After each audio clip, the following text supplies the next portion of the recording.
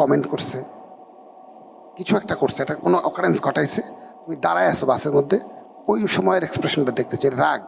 সমস্যা কি আপনার? দেখতেছেন না এখন দাঁড়িয়ে আছি, এত কমেন্ট করতেছেন কেন? আপনার বাসায় মা বোন নেই?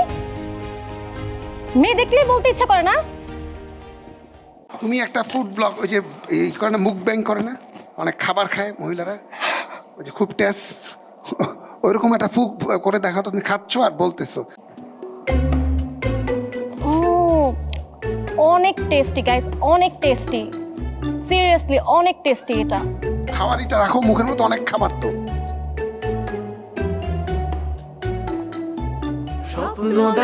আপাতত খুশি হয়ে thank you so much, thank you ma'am.